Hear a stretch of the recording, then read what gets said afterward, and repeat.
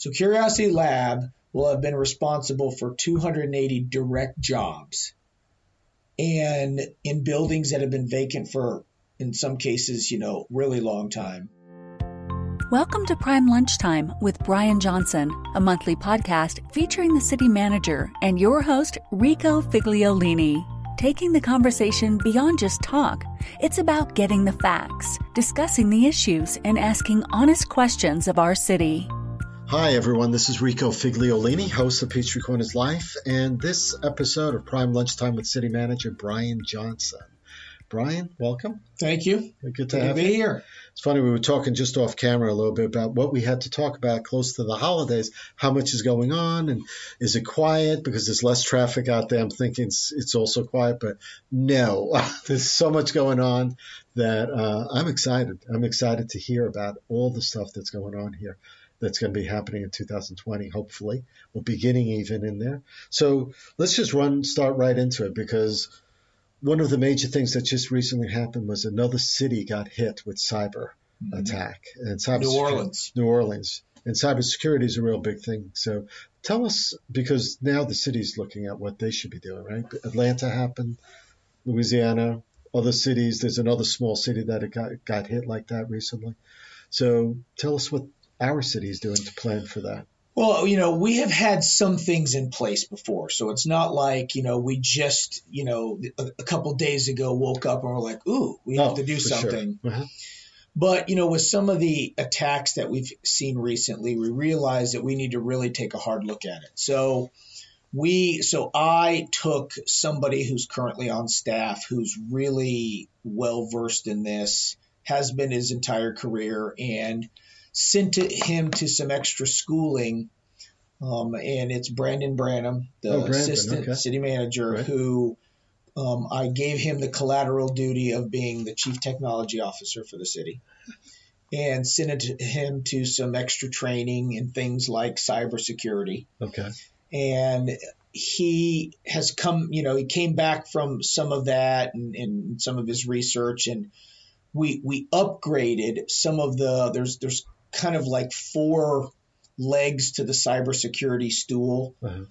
And you have certain aspects of information coming in and out that you've got to make sure are hardened, whether it's your firewall or, how you store it, whether it's cloud or server, right, and your access points. And, there's just different things that you've got to look at. And so we've upgraded 3 of the 4 already, and we're getting ready to do the 4th leg. So we've already hardened some of our stuff. Second thing, though, is as we're looking at this, you realize that one of the byproducts of having a city be more known out there in the, internet universe, right, it puts us into a position where more people tend to probe our defenses. Uh-huh.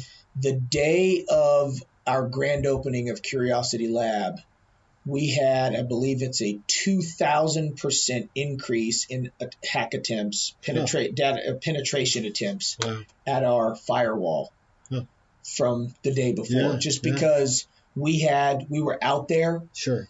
Especially people were talking about it and all this kind of stuff. And so people out there are like, well, who's this? What's this city of Peachtree Corners? And let's see if we can't get in. Right.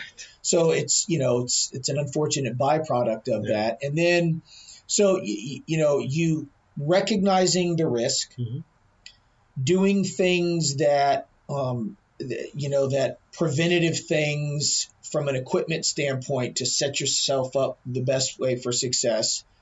Having redundancy and things like if something happened, we can fall back and we didn't lose all the information. Backups and multiple backups. Right. And then the last thing, the most important, most people don't realize this, but the greatest risk for hacking, or the greatest, it's the greatest, the most significant risk for there being an opportunity for a hacker to come in is created in the 18 or so inches between where somebody sits at their desk and their computer. A USB drive. Most of these things happen because somebody clicked on something and opened a way for a hacker to get in. Yeah. New Orleans was that way. Somebody clicked on something and invited, I think it's ransomware, into the system. They were locked up. And so we have initiated an internal training program. We have done things like sending out internal to our IT team. We send out phishing emails, hacking yourself to see who's clicking on these things, and then educating them on ethical hacking. Right. But I mean, we do it internal, but so when you do it, it doesn't do anything other than tell us who clicked on it. And then we have training sessions on here's what happened. Here are some ways that when you see something that is unique that you can determine whether it's legit or not, or a lot of it comes down to, if you see something, say something. Right. And we hear that on things like at the airport or whatever, when it comes to terrorism or whatever. But even on here, if you see something in an email that's weird and they're asking you to, don't just assume, ask. Yeah. Ask the expert, hey, call IT and say, hey, should I click on this? This is weird, or forward it and say, that's it. Yeah. And so most everybody, including members of city council, were very good at sending an email back saying, is this spam or is this whatever? We have a few. And so it's just education. Private companies need to do this as well. And I don't think they do it as well in smaller companies. I know where I work, it's the same thing though, because we'll get phishing emails all the time.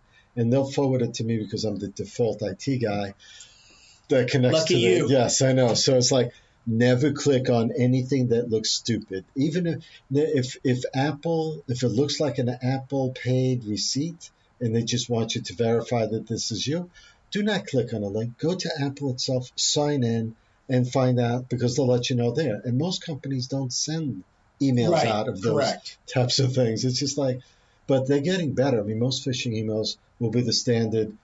Here's a link, and I think you would be interested in this. And it looks like your friend's email or someone else's email, but it's not. But some of them are really, they're getting better at they're getting more sophisticated, imitating a good legitimate Amazon email. I've got one of those where it was an Amazon, looked like it was Amazon, had all the strings to it, but it was masked, the URL. So you really couldn't see what was going on there.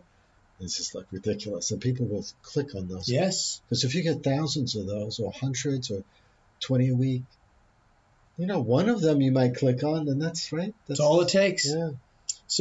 So we've really recognized, and it's really not a matter of if, it's when. Yeah. That we get somebody, inside the system. We just we're feeling more confident all the time that if it does, we can quickly isolate it, and we're not going to be crippled. Yeah. But it's good that you're looking at that.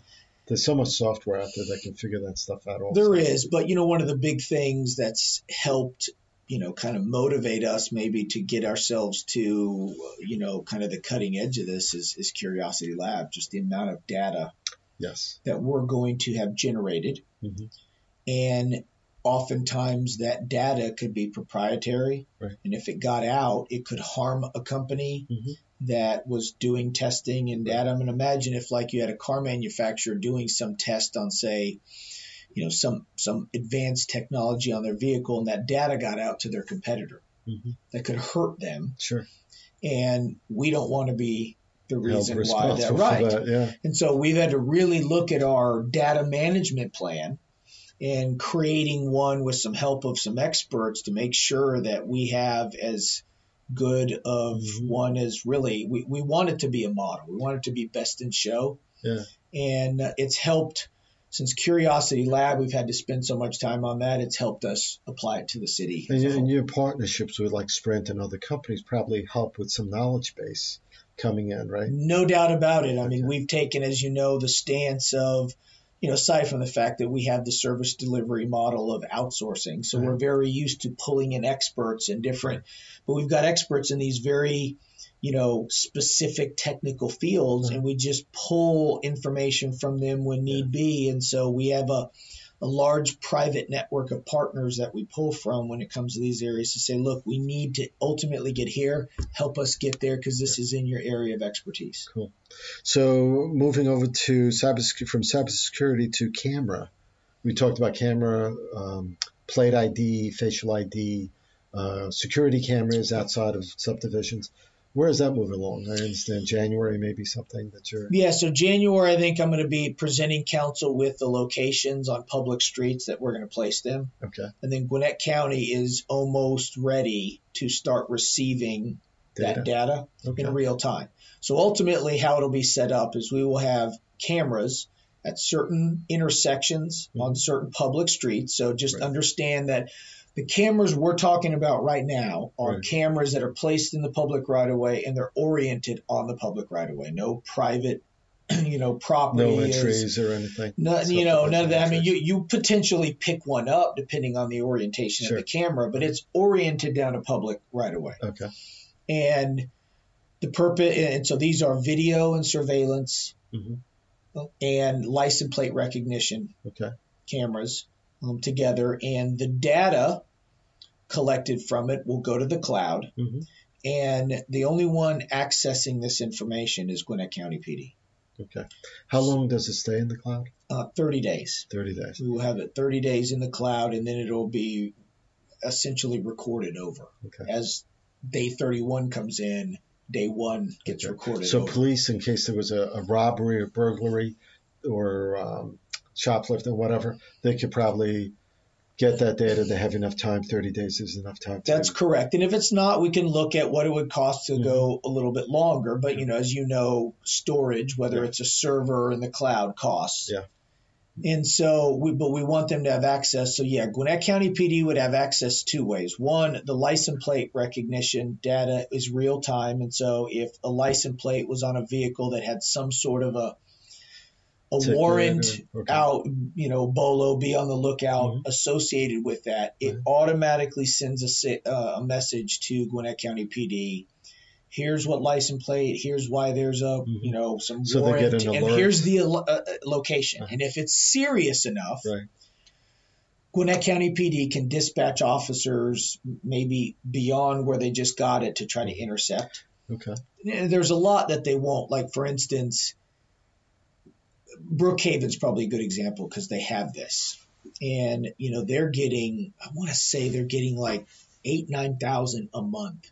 Really? Yes. But I want to say 3/4 of those are failure to appear or traffic violation, no insurance, expired tags. Right.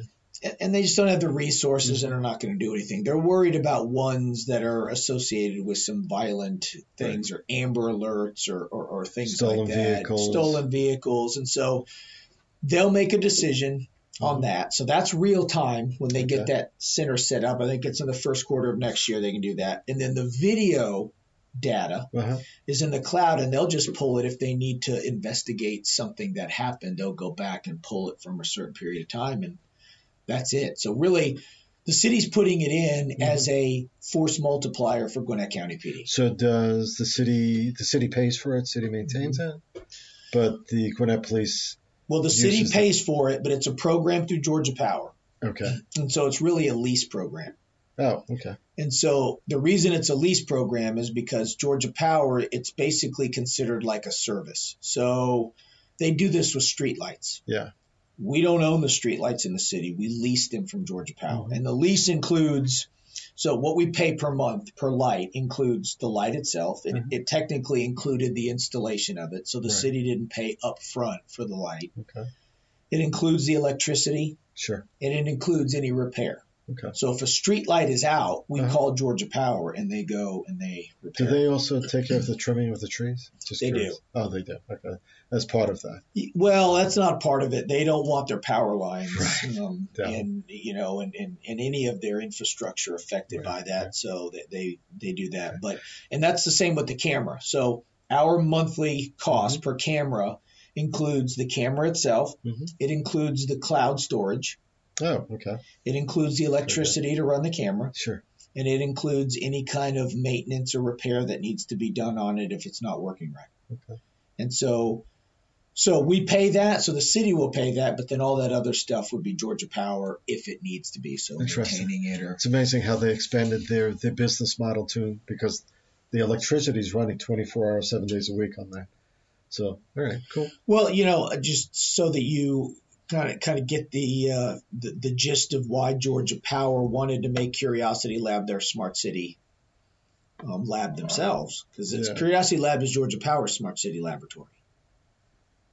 So they're using it as their own test bed too. Okay. That's why one of their partners. So they, the city, this program, the city became, we became knowledgeable about this program called SiteView, is what Georgia through their work with Curiosity Lab. Okay. So their purpose here is to test technology that they can hang on their infrastructure throughout the state. I mean, think about Georgia Power sitting on millions of light poles throughout the state of Georgia that are already in public rights of way. And if they can come up with really good technology that they can offer to cities, including like smart city technology, they can go to a city X and say, hey, you want to be a smart city? We got this technology that can make it smarter. And in this case, let's say a camera.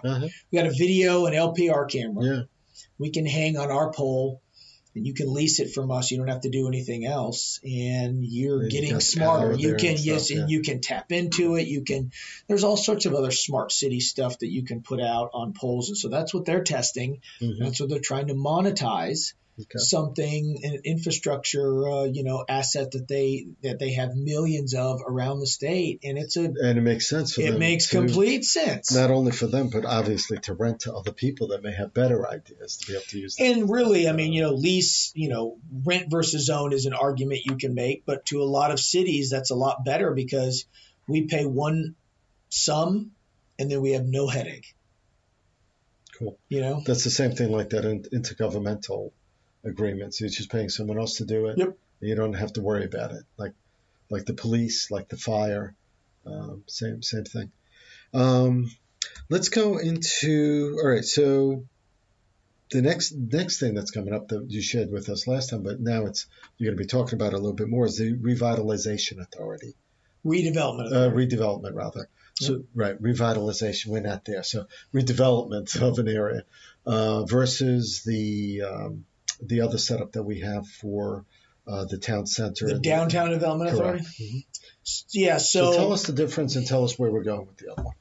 So there are a number of authorities that cities can create that we've been given the power to create by virtue of state statute. And the state of Georgia has created or given cities and counties the ability to create different authorities for different purposes. These authorities are standalone organizations that oftentimes have a lot of the same powers that a city has. They can incur debt, they can execute agreements, they can own property, they can construct things, they can own, buildings, and, they can do a lot of the things the cities can. But they were created to maybe fill some gaps that cities can't. One of the main ones that people oftentimes talk about is cities have a constitutional requirement for us to bid things out when we want to construct. And then it has to go to the lowest qualified bidder. Right.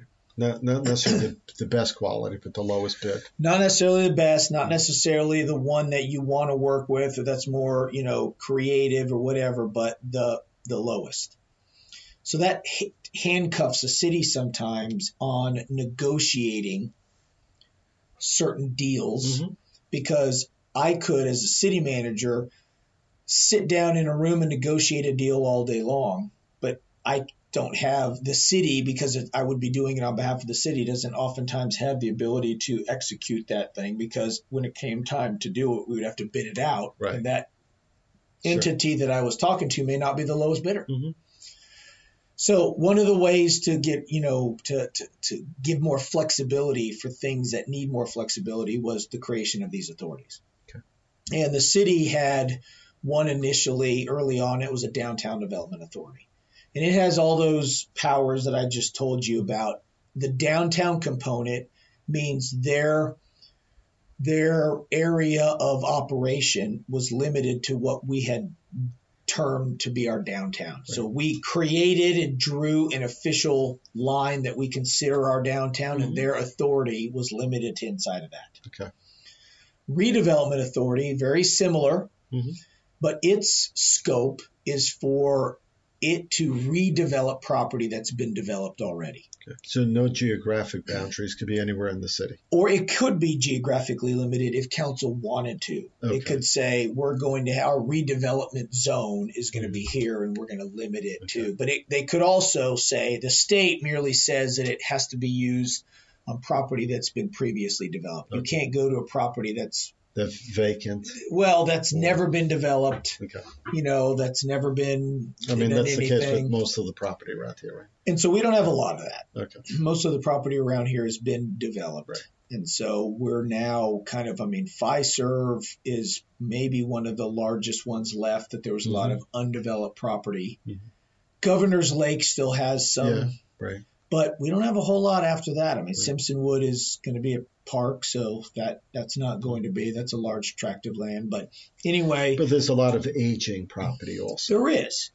And there's some opportunities for us to take property that's had something on it, but it's had its day, and maybe it needs to get redeveloped. And so council's going to kind of shift their orientation and attention from, maybe the town center, which is right now kind of got it's kind of on cruise control right now. We're seeing some things finished, but it's, as far as construction and everything, the town green will always be talking about what activities we need to have and what didn't work last year and all that kind of stuff. But it's time for us to maybe look at some properties that need to be redeveloped. And what we want to do, what council wants to do, is to bring as many tools as we can to the table. And a redevelopment authority is a way to do that, because they have opportunities to do things that the city can't do directly. So now you're going to be presenting this as city manager, presenting this to council, and the idea is maybe to open it up to applications or. Right. So for us to populate the board, right, because it is a board. Council will go through a process of vetting of candidates, and then they appoint the board. Okay. But once that board is appointed, it is an independent board. So it doesn't need city council approval to do its business. That does not. Because as an authority, a state established authority. Correct. They can do whatever they want, even raising bonds and funds if they need to. Now, their limitation is going to be money initially. So that's where city council's role comes in, is the redevelopment authority, legally could go to a bank and say, we want to take out a loan. But the bank would turn around and immediately say, where are you going to get the money to pay the loan? Right. And they wouldn't have that. Right.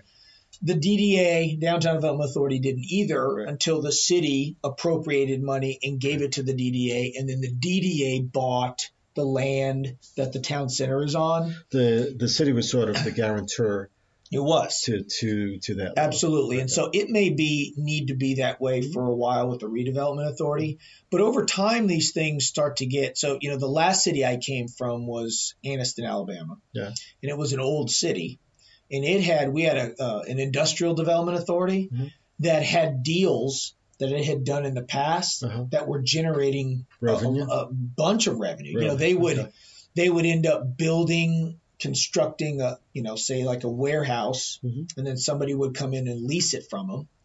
And over the years, the lease had paid off the loan. So now the lease amounts were profit. So it's not and just... so they, at that point, you can get to a point where they didn't even need city council technically because they had their own revenue stream. So it's funny because some people, like me included, probably think, well, the authority would go back to the city and say, how about we get a tax abatement for this development?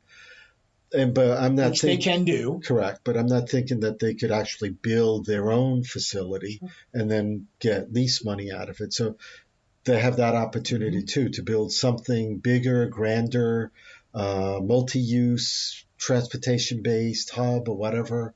I'm just thinking out loud. Yep. Of things to do, and then bring in those people, those other developers. They would lease the space, do what they need. And they can do direct negotiated, maybe public-private partnerships without having to bid it out and go to the low bidder. So sometimes you can be more creative that way when you can, negotiate, not have to do that. Yeah. So, there's some opportunity. And it also brings in a board comprised of people that are looking at these issues with fresh eyes. Right. Sure. Sometimes when you're in the sausage making of providing things, services by the city to our, residents, sometimes it's hard to get outside of that, and these are people who are looking at it with a fresh perspective, and they may have some, things that, we should look at that we've overlooked internal to the city so far, or they're going to help, educate the public as to why we're doing it. I mean, so it's just more stakeholders involved in the process. Right. So, that reminded me also that I think Gwinnett County is looking back at, not that this reminded me, but the same sort of along the lines of citizen participant, if you will, because the people that could apply for that authority are citizens that could be in business, could be retired, could be anyone that has a decent resume or a background that would want to submit the application to see if they could be on that authority. Yep. Who picks those people? Council will appoint them. Okay, council will appoint them. So that reminded me, I think it was the I-85 survey that Gwinnett County is putting out again. And again, it's another look at transit one more time, or at least the next time, because this will keep going until something happens and water ends up coming into Gwinnett County. That survey is going on now. Would you encourage people to take that survey? Oh, absolutely. Even the city. We've had, I've taken the survey. Okay. Both as a resident and as the city manager of the city, and it's important. I mean, to let the powers that be know your thoughts on transportation. I think that was a vote against getting MARTA, putting a big $1 billion train, if you will, into the area. Now it's funny. I saw something about light rail and monorail transportation. I mean, again, that could be part of that mix possibly, but that survey is out there. They're going to come back again to, I'm sure, put this on the ballot at some point. There's talk that it'll be next, November of 2020 that may be back on the ballot. Interesting. All right. So, and that'll be a different voting time than the March when that was the only thing on the ballot. I think the talk now is to put it on the, when we've got the national ticket, you'll get. So, I mean, they haven't made a vote, but it wouldn't surprise me if it's back on the ballot then. Yeah, that's not surprising. I was at a grand opening just recently. It was a new place that just opened. Brightree is the company. An IT, depending on the description you get, it's either an IT company or it's a medical company, depending on what website or how you do that search online, because it is a software IT company, but that deals with medical equipment and home health care, right? Acute home health care. And that facility, if anyone drove by on 125 Technology Parkway or 175 maybe, it's on the right side going towards 141 from Anderby behind you. And it's a beautiful facility. They gave us a tour. It was excellent. 160 jobs that's coming from Lawrenceville to Peachtree Corners. And it reminded me of Industrious, which is sort of a WeWork space on the perimeter. Just beautiful, open, wide corridors, open spaces, areas to, wellness rooms, calm rooms in case you need to calm yourself down. I saw that there. But high technology and all that. One of many that is being renovated. That was down to the wall, to one wall practically, and this totally built out. Ashra's doing Ashray? Ashray is another company that's going to spend millions on renovating. So we were excited to be at that grand opening. And so, Brightree got bought out by a bigger company and they expanded. Yeah. And they came in and they started a search in Metro Atlanta as to where they wanted to go. And while their search was going on, Curiosity Lab got onto their radar screen. And the CEO was kind of like, what is this Curiosity Lab? And he started to look into it and ultimately told their broker that they wanted to be somewhere associated with that. And the exciting part for us was, he announced at the grand opening that Curiosity Lab was actually why they chose that site ultimately. Yeah. The exciting thing for us was two things about it. One is they took a building that Honeywell had occupied for a long time, that had been vacant for longer than the city of Peachtree Corners had been in existence. They bought that thing, gutted it, made it a really innovative, space, and returned it to a productive use. And then they decided to move to that location because of Curiosity Lab, something that they don't have anything to do with. That to me was really, because if they were like some sort of a, like mobility company or a cybersecurity company and they wanted to be there but they're not going to be using it. He said the reason they wanted to move there is because Curiosity Lab has created this innovative ecosystem in Tech Park that they wanted to just be a part of. Even though they're not directly involved, they wanted to be around the synergy that comes from that kind of thing. And that was awesome to hear because Curiosity Lab now can officially say it was responsible for 160 jobs. And in September of 2020, when ASHRAE, which is the American Society for Refrigeration, Air Conditioning, and something engineers, but it's the, design professionals for the interior systems of buildings. HVAC. Lighting, HVAC, all that kind of stuff. These are the design professionals for that, the engineers and mechanical engineers, whatever. It's their professional organization. They decided to move their global headquarters to the old Recall building to build a big classroom and education space in there to make their building a net zero building and to kind of bring people in to see how they could take a building, gut it out, and make it at net zero and kind of show off the newest one. But they came to that area because of Curiosity Lab. And so that'll be 120 jobs. Yeah. So Curiosity Lab will have been responsible for 280 direct jobs. And in buildings that have been vacant for, in some cases, really long time. Old buildings from the 70s. Not to mention, we haven't even gotten into the hotel increase due to the activity and all that kind of stuff. So really excited to have an innovative company like Brightree that's doing some pretty cool stuff, but for them to just want to be in that ecosystem because of that is pretty cool. I mean, it just shows that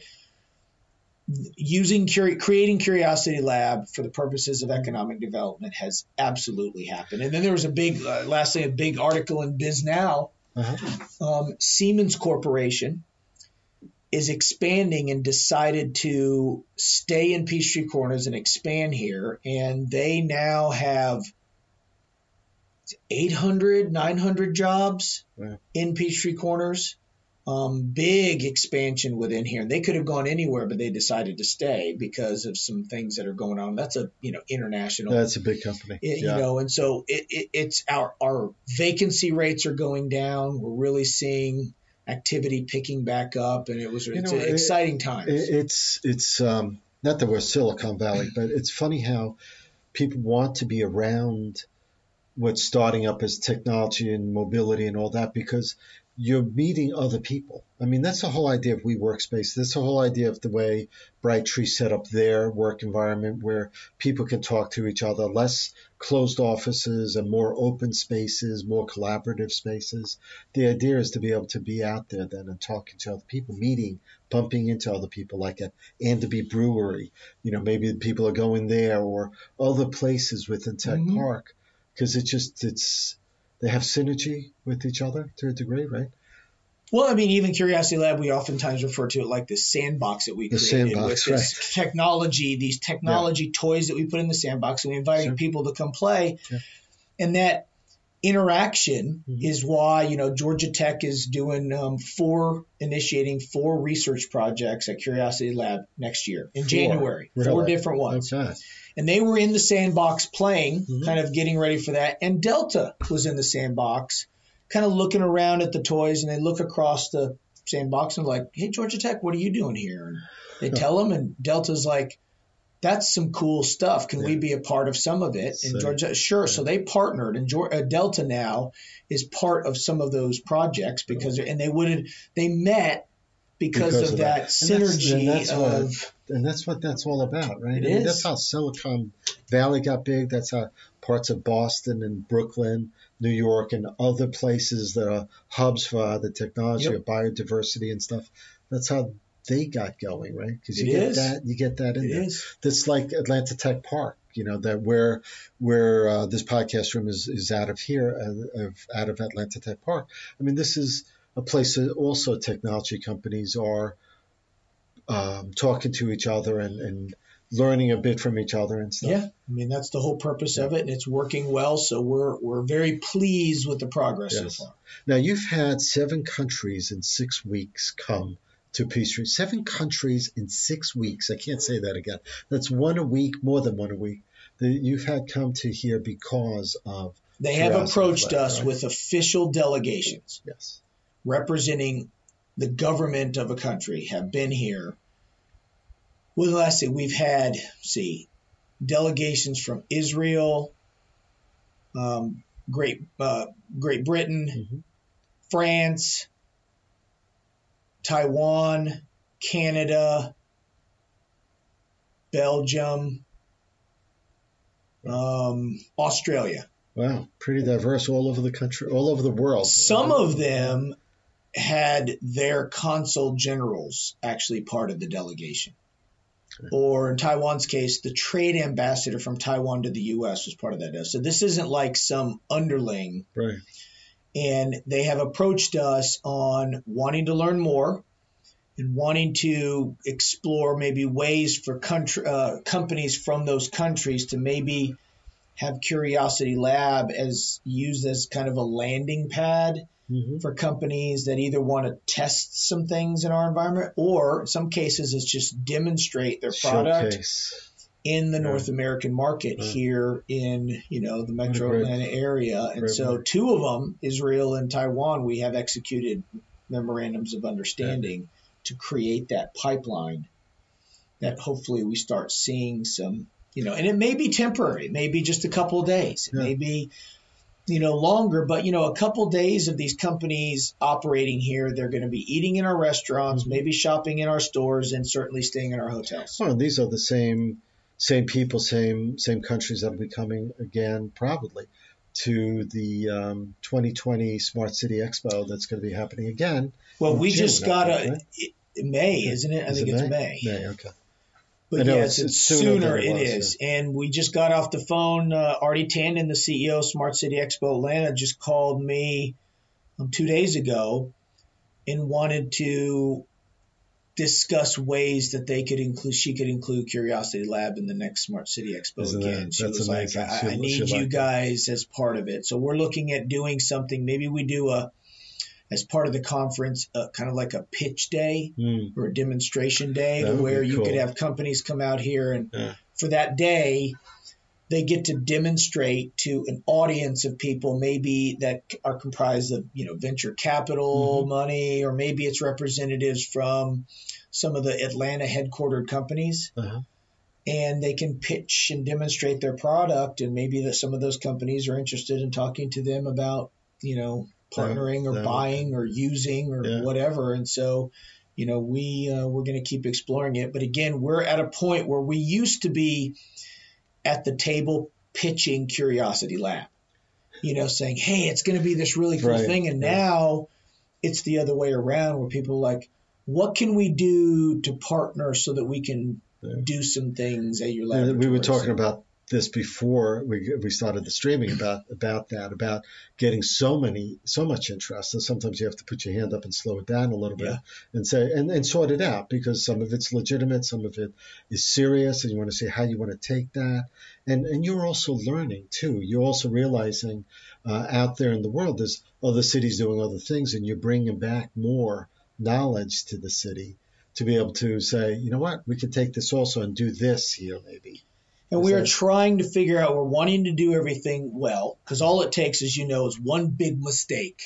Yes. And we could ruin our reputation. People are like, oh, don't go there. We could have some sort of like data loss or, whatever. Don't go there because they don't have their act together. So we got to be very careful about that. We have some companies that are ready to go right this second. We just like, hold on, we're not quite ready for you to hook into our system or, whatever. Right. But then we're also trying to take all this and make sure that we are learning innovative stuff to stay ahead of. We got cities nipping at our heels right now. We have got to continue to stay at the leading edge, or else we're going to get caught and potentially passed. And now this will be, yawn. Right. This is being that's done the danger. everywhere. That's the danger of that if you're not continuing on this. So that's a great partnership with even Smart City Expo Atlanta. It is. And doing that type of. And other big partners, we have, Georgia Power and Sprint and Georgia Tech and Delta, they're all looking for ways to stay at the leading edge. And we're hoping that they're pulling, and they are pulling some of that back here, and we're learning some things. And then, to mayor and council's credit, first let's, give them credit for funding and supporting my staff and I's effort to do this. This is unique, so this isn't like something that, cities do a lot. And they could have been really criticized for spending money on something that's not quite as conventional as just more police officers or more potholes being patched. And those are important, but you also have to consider economic development activity. And if all of a sudden we had no potholes, but we also had lots of empty storefronts, we've got, problems ourselves. So they've been very, politically, strong in supporting this. The city can chew them and chew gum and walk at the same time. So there's so much going on in the city. And as a city manager, I know I give you a lot of credit too, because you're essentially running the city, and there's so many things that you have to worry about and take care of. And I'm sure it's way different than, and you guys are working on tight staffing and stuff. So everyone's working really hard to be able to get us down that same road to a degree to make sure everything works well. So I commend you for the work that you and your staff is doing. I appreciate my staff. Look, I've got bosses that support me. No doubt. And are very, they have a lot of, innovative foresight when it comes to their governance. And then I know one thing well, and that is that I don't know everything. And so that's what I like about you, Brian, because you're willing to say that and know that you can still. And so I just try to surround myself with people that are smarter than me and ask them what they need to get the job done and do my best to provide it to them and then get out of their way. Okay, cool. And so I've got some great staff that does it, and it's exciting to be a part of the city. It's good to count on other people. It is. We're at the end of our time together here. It's 45 minutes of learning what the city's doing, what's coming up. And 2020 is going to be real big. So, there's the bridge that's going up. There's redevelopment that's going to be going on, I'm sure. And we didn't even talk about one of my favorite things. So I got to ask about this because we did talk about it a little bit. I've noticed on Nextdoor, the app, there's been people talking about, wouldn't it be great to have a theater company in Peachtree Corners? How would that be? And I saw so many people respond to that. Both saying, well, we have high school theater, but what about adults? And we would love to, I've seen people, we would love to do the backstage. We'd love to be, acting and singing and whatever. There is an arts council. We had a master plan developed, and there's really more talk about having possibly some sort of theater being built, or performance arts center being built on the Chile property? So at the town center, there's one more parcel of land that's undeveloped. It's the parcel of land that you can see along what would that be, the eastern edge of the town green that's still wooded. The city owns that. Mayor and council are considering options on how to develop that. And other than telling you that whatever we do there, I know city council wants it to be a value add to the town center and a draw in and of itself. Mm-hmm. Performing arts center of some sort has been probably a common theme throughout the whole thing is maybe we put something in there. And our arts master plan identified a couple of, I guess, call it size venues that are lacking in the immediate area. So there are some sweet spot that we can hit that seat a certain amount of people that there's really not that, because there are some that are really big in the area, some that are really small. There's some areas that master plan, the consultant who did it felt like it was a sweet spot. So council is certainly interested in pursuing something like that, because that would be a draw. It would pull people to the town center. Mm-hmm.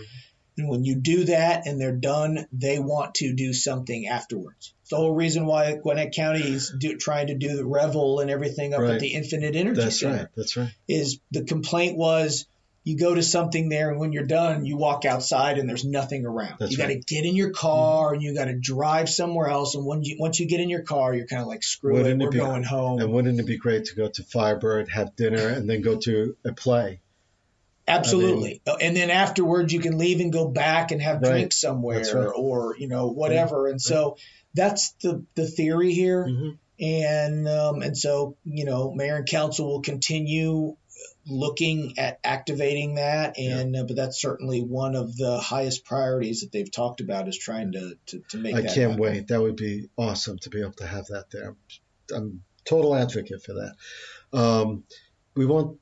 Well, okay, so Fiserv, we don't need to talk about it, but it's happening, and the first phase is looking that's going to break just early under next year. about 200 units of. Okay, so that's going to be happening. It is on East Jones Bridge Road. But the thing that really I want to sort of hit on for a few minutes before we end our time together is that the apartments and the Indigo Boutique Hotel. So the apartment's actually called the Innovation Lofts. I love that name. But Innovation Lofts, hopefully, from what I saw, the renderings should look beautiful. But the Indigo Hotel has been financed? Is that? Yeah, both that pedestal, covered parking apartment complex, Innovation Lofts, 355 units, and then the Hotel Indigo, that has been, the capital has been raised. The adequate capital has been raised to do that. Yep. And so it looks like that's a go with the capital having been raised. And we're going to have both of those happen right behind, where Chase Bank and the Georgia Clinic and the Black Walnut was. That area right there. Yep. That's going to be that's going to be both buildings. It is. It's amazing that's small. It seems small when you look at it. But both of those 7-story towers. Six stories on the apartment. I think Indigo's only like 4 or 5. Yeah. So they're both next to each other, kind of cantilever, or they're like catty corner or something like angled. With the pool and the main check-in area kind of in between for the hotel and everything. So, but it's small. But if you think about parking, is all going to be underground.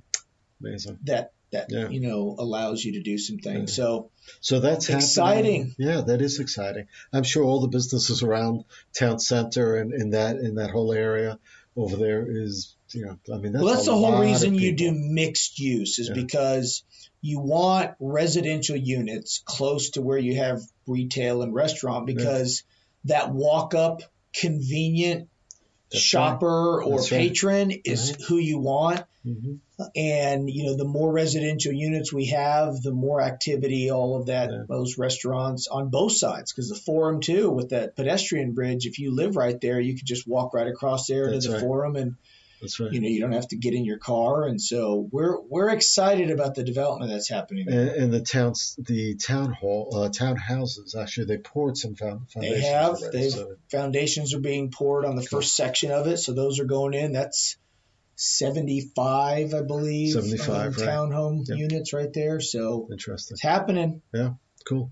Lots happening out there. I appreciate you joining Brian and I, Brian Johnson, City Manager of City of Peachtree Corners. So for others that may be listening that are not part of the city, there's just so much happening. You just need to visit. That's right. So just go to livinginpeachtreecorners.com. That's my website.